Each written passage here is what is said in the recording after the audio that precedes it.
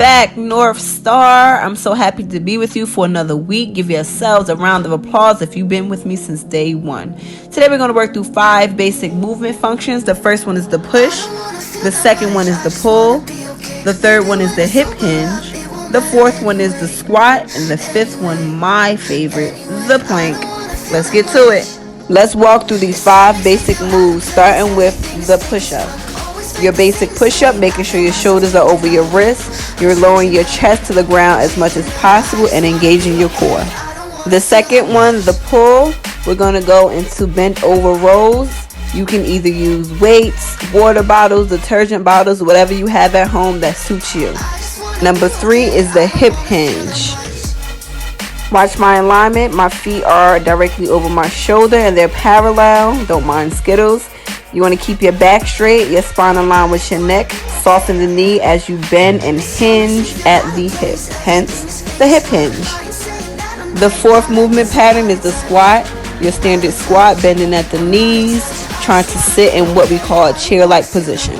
The last movement pattern, the plank, my favorite. You're making sure your shoulders are on top of your wrists. You're in full push-up position and engaging your core. Today's workout, we're going to perform 5 movement patterns. Each movement pattern will have 3 levels in it, in which the level of difficulty will increase as we go. Your weights can be anything you find around the house: clothes detergent, a bag of potatoes, a cooler, a small book, a book bag with books in it, water bottles, or a gallon of water, just to name a few. Remember, it is not a race. Pace yourself, breathe, take breaks as needed, but remember to push. You ready? Level 1, the push-up. We're performing 15 standard push-ups. You can choose your variation: military wide set, modified, which the knees are on the ground and bent at the ankles. We're going for form and muscular endurance. Make sure you're doing 15 push-ups, lowering your chest to the ground as much as possible.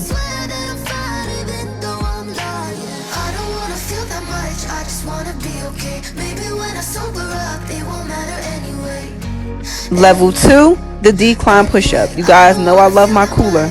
You're going to grab an object to place your feet on so that your feet are elevated, and then perform 10 standard push-ups. You can use the edge of a step. You can use a small book. You can use the edge of your bed. But just know, the higher your feet are, the harder the push-up will be.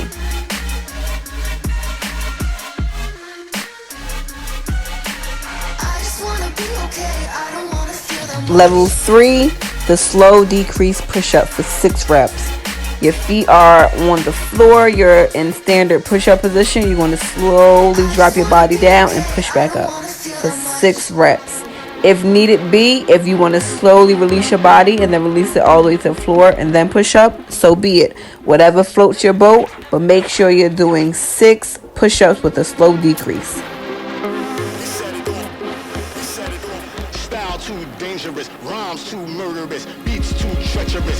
You want to grab 2 water bottles. We're going into dumbbell rows, making sure your feet are parallel to your shoulders. Soften the knees. Make sure your head is aligned with your spine. You want to lead with the elbows and squeeze at the back. These are called dumbbell rows, or we can call them water bottle rows. We're going for 20 bent over rows.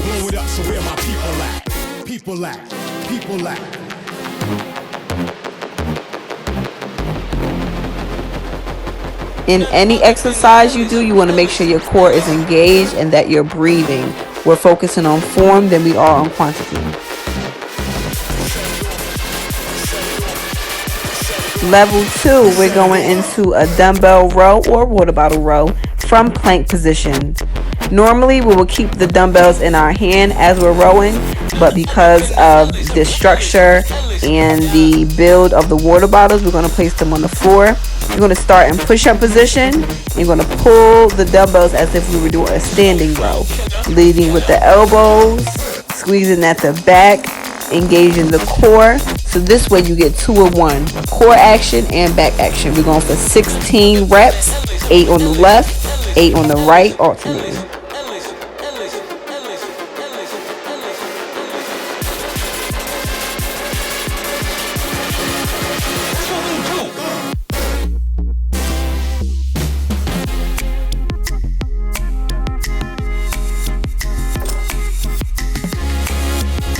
Give yourselves a round of applause as we move into level 3 of exercise number 2.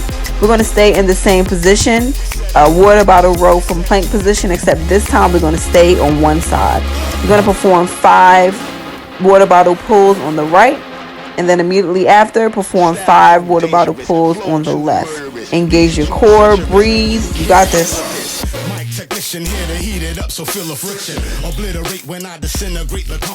I'm back again with my cooler. Exercise number 3, level 1, the deadlift. The first set of deadlifts we're going to perform with no weights. Again, just like the bent over rows, your feet are parallel to your shoulders, your knees are soft. But in this position, instead of keeping the legs bent, I'm going to stand up and straighten my legs as I elevate my chest. We're going to perform 20 no weight deadlifts. As you can see, as I bend over, I keep my head up and my chest up, making sure that my back is aligned. When I come up, I squeeze at the top, pushing my hip forward. 20 non-stop reps. Let's get it, y'all.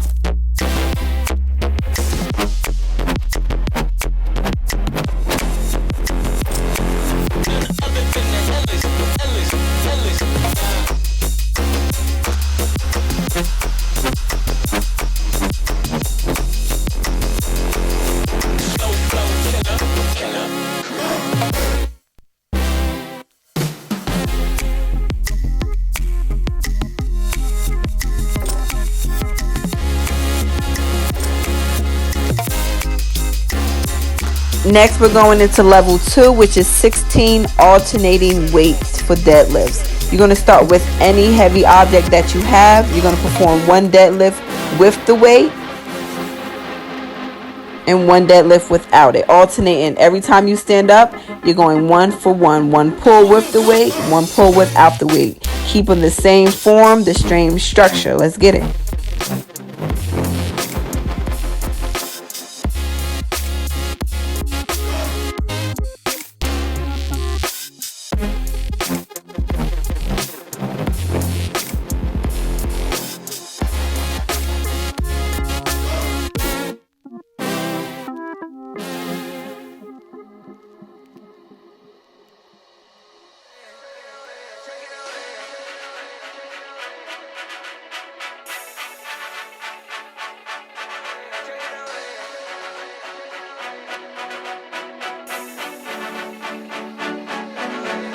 Landed in your city, finna set a shot. Water dripping off the roadie, we just let them watch. Dirty van pick up the over polo side. Off a J, ran away, finna set a shot. We the wave in the city, now we taking off. What it take to make it over, we just work a lot. So the way we put it in, make a drop a jaw. I'm like, oh my god, oh my god, oh my god. She like, wait a minute, what you told me? Level 3 is going to be completely weighted. You're performing 10 weighted deadlifts at your own pace. Keep a steady flow, breathe, and move.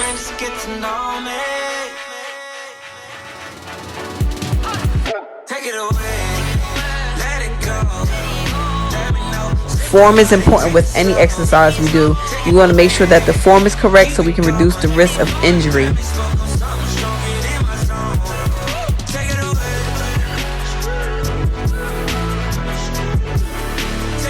Give yourself a round of applause. We're more than halfway. The next movement you will need weight for. We're going into body movement number 4. So I'm going to grab my bag of potatoes and I'm going to perform 20 goblet squats. In a goblet squat, you want to get as low as possible. Your feet are slightly wider than your shoulders. You want to try to keep your back as straight as possible, but the goal is to try to get your elbows to your knees in every squat. Remember, it's 20 reps at your own pace. Try to get those elbows to knees and keep moving.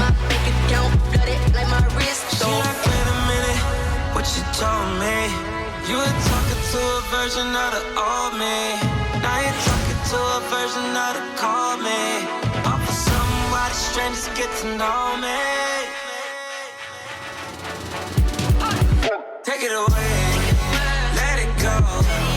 Let me know, sit that money, take it slow. In level 2 of the squat movement, we're going to perform 16 forward lunges, 8 for 8, 8 on the left and 8 on the right. Whatever your weight is, whether it's a bag of potatoes or a small bag of rice, The weight is going to be on the shoulder opposite the leg that you're stepping with. Remember, we're focusing on form, so make sure your knee falls directly over your ankle and not in front of your toe. Keep your back up and really sit in that hip.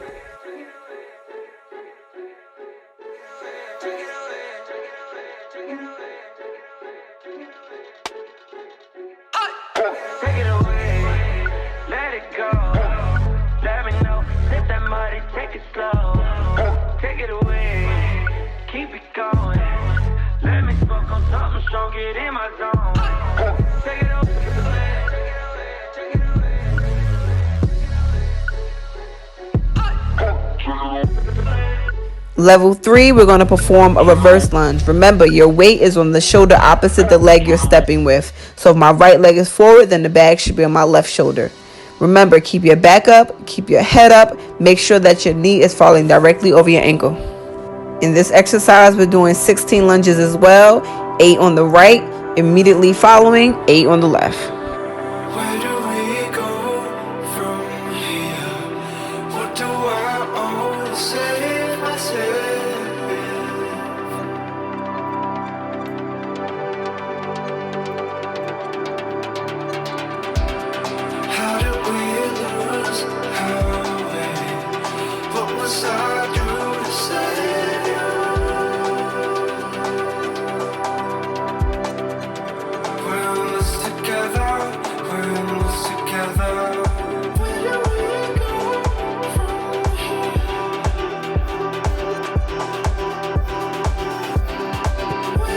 This is the moment you've been waiting for. It is the last movement and my favorite exercise, the plank.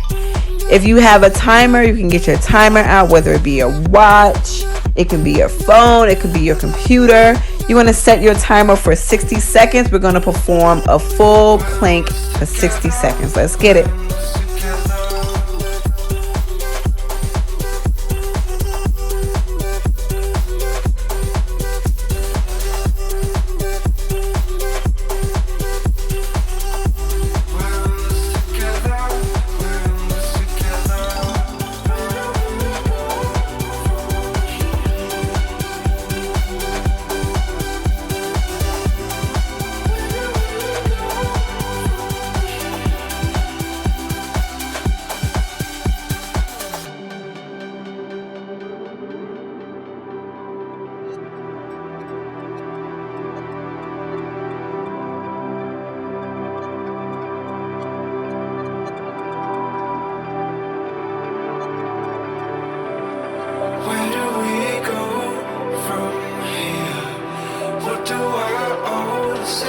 Three, 2, 1, breathe. Level 2 of the plank position, we're going to do bird dogs. I'm not really sure why they call it that, but hey, we'll go with it. You're going to extend the right leg and the left arm at the same time and then perform a crunch. When you crunch, you want to bring the elbow and the knee as close together as possible. We're going for 30 reps, 15 on the left, and then switch 15 on the right. Making sure you're bringing your elbow and your knee as close together as possible.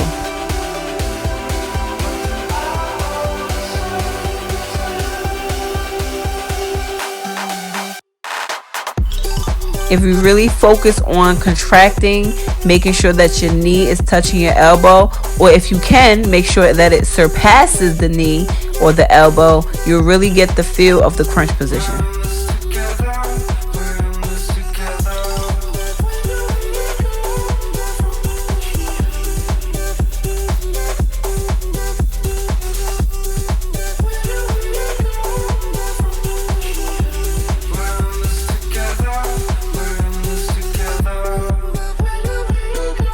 You've made it to the end. This is the last hurrah.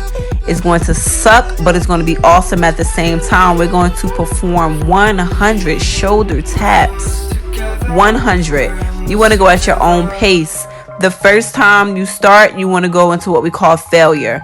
So you want to shoulder tap until you can't anymore. If that's 35, awesome. If that's 75, awesome. If that's 100 straight, awesome. Just go into failure. Anytime you feel like you need to take a break for no more than 5 seconds. 100 shoulder taps, and then we're finished.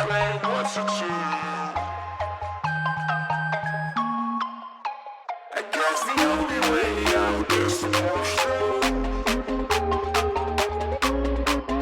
And if it doesn't look great, what's the truth?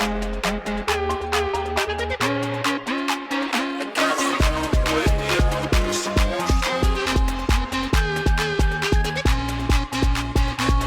through. My hair is blocking what my face looks like, but this is not an easy task. What's getting me through is the fact that I know I have to get through 100, and it's the end. I made it through all these exercises, all these movements. There's no way I can quit at the end. Make sure that you're giving yourself some type of motivation, whether you're talking to yourself, whether you're singing a song, whether you're reciting quotes, whatever it is, keep going until you reach 100.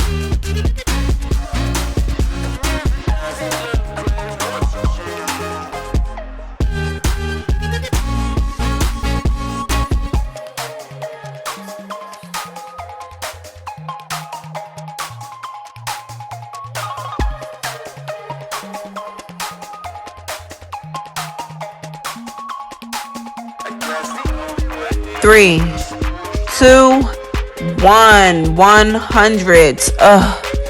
Give yourself a round of applause for making it through the workout. I'm proud of you. You should be proud of you too.